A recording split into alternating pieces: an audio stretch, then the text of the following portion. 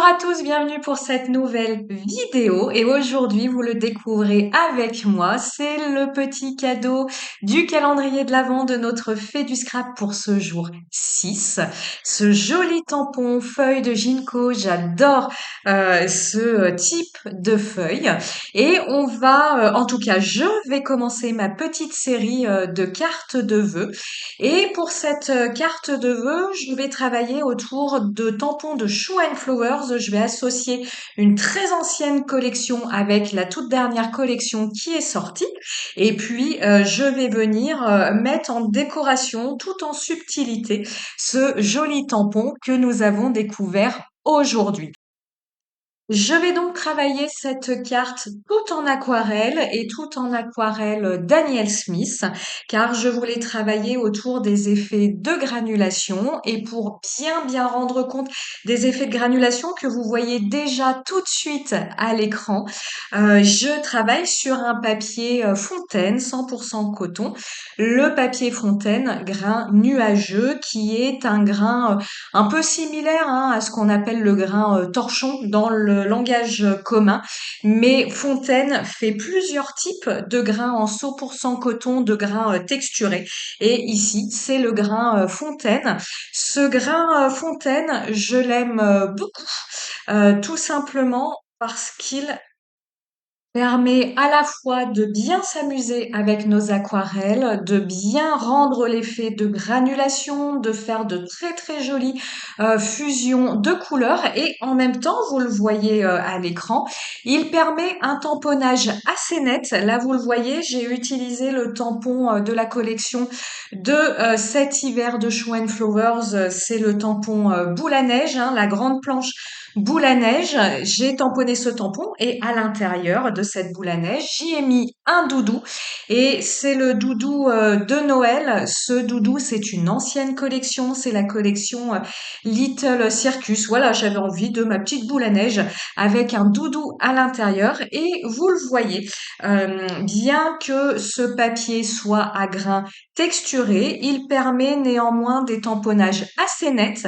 Ici, je n'ai pas retouché la boule à neige et j'ai simplement retouché quelques feuillages du nœud au niveau du cadeau du doudou et quelques détails au niveau du feuillage du bonnet. Sinon, je n'ai absolument rien retouché. Donc, vous voyez que le tamponnage est plutôt net. Alors, au niveau de cette carte, je fais un aplat de couleurs, vous l'avez vu dans mon fond, avec la couleur violet hématite de Daniel Smith et j'ai ajouté quelques petites touches de marron de périlène pour lui donner une petite touche rouge, rose rouge à mon fond et vous voyez dans le fond de ma boule à neige, je suis venue réutiliser exactement la même couleur, exactement le même mélange de couleurs pour commencer à donner cette impression de transparence au niveau de ma boule à neige. Je dis bien commencer à donner cette impression puisque vous allez voir, je vais utiliser différents produits, différentes techniques. Rien de bien compliqué, mais pour donner à la fois un effet de verre et un effet de transparence. Donc la première chose, ça va de soi, mais il faut quand même le dire, pour donner un effet de transparence au niveau de sa boule à neige, eh bien c'est tout simplement faire correspondre le fond de sa réalisation, donc que ce soit de sa carte, que ce soit de sa page d'art journal, avec le fond de sa boule à neige. Sinon, bah, vous avez pas quelque chose qui correspond et on n'a pas comme ça un effet de transparence, un effet de verre. Après, dans la réalité, il existe des boules à neige qui ont un fond peint, un fond avec une image. Donc, on pourrait tout à fait imaginer ce type de fond, mais moi je voulais vraiment la vraie boule à neige, l'ancienne boule à neige, c'est-à-dire faite exclusivement de verre. Au niveau de ma colorisation, j'utilise principalement deux techniques pour réaliser mes dégradés. Je viens appliquer une première couche de ma couleur la plus claire. Donc, vous voyez, au niveau du bonnet, c'est encore mon marron de périlène. Au niveau du socle de ma boule, je suis venue utiliser plusieurs couleurs, la riclérite véritable et le brun oxyde de fer. Le brun oxyde de fer, c'est ce qui me permet de ombrer ma couleur marron du socle de ma boule. Donc comme je vous disais, je passe déjà une première couche avec ma couleur la plus claire. Je viens ensuite à poser ma couleur la plus foncée là où je veux ombrer ma colorisation. Je viens flouter le point de jonction entre ma couleur la plus foncée et ma couleur la plus claire avec un tout petit peu d'eau, on va plutôt dire avec un pinceau humide pour permettre à mes deux couleurs de bien fuser entre elles. Je laisse sécher. Pas forcément sécher totalement au cœur du papier, mais je laisse quand même bien sécher. Et ensuite, je viens repasser une couche de couleur foncée là où je souhaite vraiment accentuer mes zones d'ombrage. Donc vraiment un ombrage, une colorisation en dégradé faite à partir de fusion de couleurs et en utilisant également la technique du glacis en laissant comme ça sécher ma colorisation et en venant après ombrer cette colorisation avec ma couleur la plus foncée. Au niveau du bonnet de mon doudou, j'ai utilisé qu'une seule couleur et donc avec la technique du glacis, je suis venue finalement superposer plusieurs couches de marron de périlène et il en va de même avec mon doudou avec sa fourrure. Je suis venue vraiment ombrer avec là encore Marie Clairite véritable et ajouter par touches successives, par couches même successives, plusieurs couches de cette. On va maintenant passer à la réalisation de mon fond de carte. Donc vous voyez mon fond aquarellé. Je suis venue abîmer, user le tour de mon papier avec un distresseur. C'est notamment Ranger qui fait ça. Donc c'est un petit outil rond fait de multiples encoches. Et dans ces encoches, vous avez de fines lames de rasoir et vous venez frotter cette lame de rasoir. Il faut quand même bien appuyer et ça vous permet comme ça d'user votre papier. J'aime beaucoup, beaucoup le rendu. C'est un outil que j'utilise beaucoup lorsque je fais des cartes.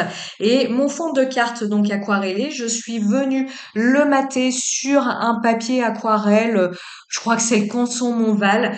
Peu importe, un papier épais. Et vous voyez, sur les zones de blanc de bordure, je suis venue mettre des stickers. Donc ici, c'est un mélange de stickers à petites paillettes et avec des étoiles.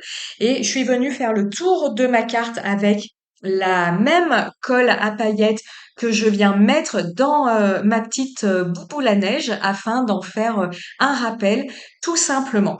Alors, ce petit pot de colle, il est déjà bien usé. Ça va faire bien 1 an et demi, voire 2 ans que je l'ai. Donc aujourd'hui, il n'a pas une texture bien liquide. C'est pour ça que vous m'avez vu utiliser un couteau en plastique pour poser ma colle. Aujourd'hui, ça a plus un effet de pâte de texture épaisse, mais peu importe finalement, j'ai apposé une bonne couche de paillettes sur ma boule à neige et en fait, en séchant, l'épaisseur n'apparaît pas du tout et la colle, même si aujourd'hui elle est bien bien épaisse, devient, vous le verrez, complètement transparente.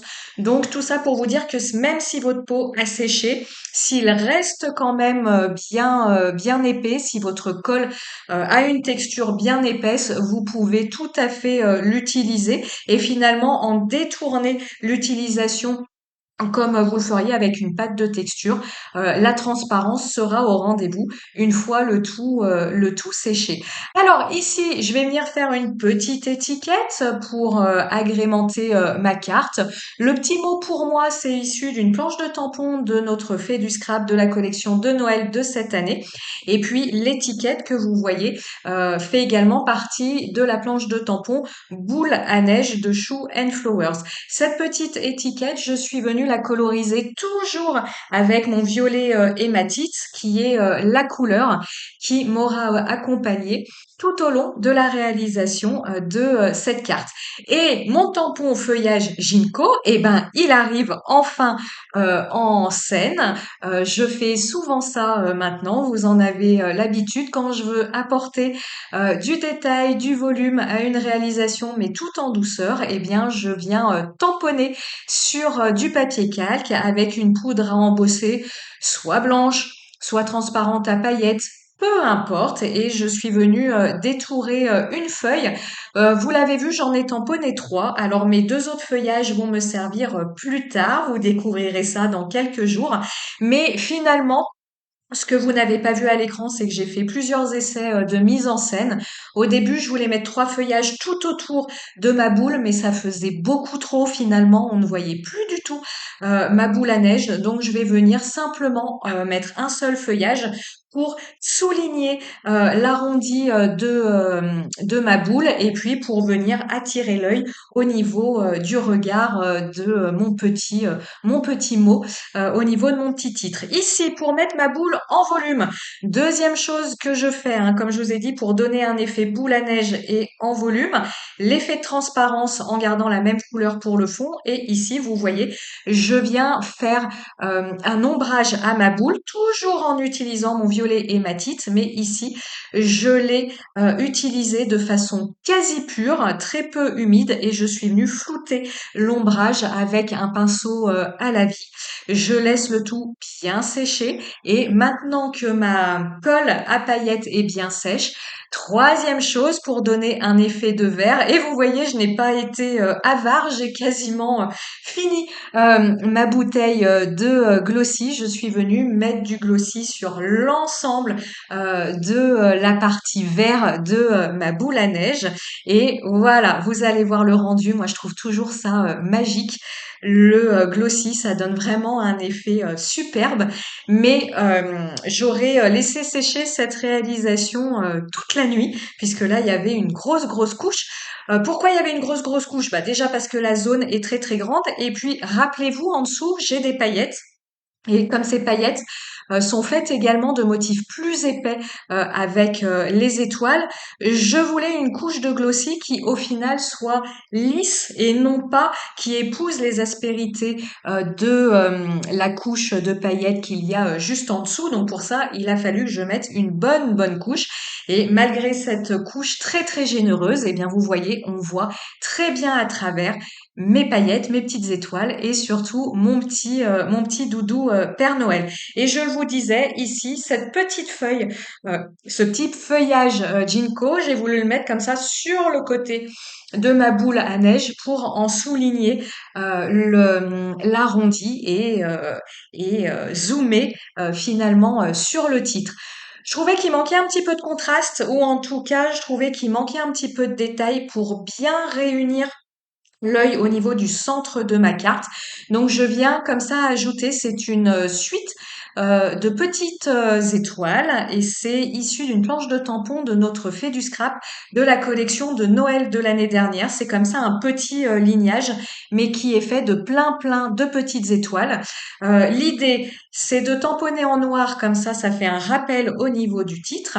J'ai choisi les petites étoiles, il y avait d'autres formes, petits ronds je crois, mais ici, j'ai choisi les petites étoiles, eh bien, pour rappeler mes paillettes à étoiles, tout simplement.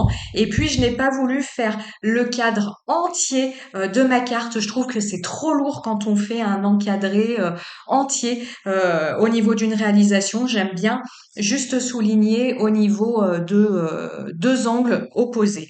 Voilà, eh bien, cette réalisation arrive à sa fin. J'espère qu'elle vous aura plu. J'espère que cette boule à neige vous donne envie, vous plaît. Et nous, on se retrouve très bientôt, eh bien, pour d'autres réalisations et surtout pour la suite de l'ouverture du calendrier de l'Avent. Ciao, bye!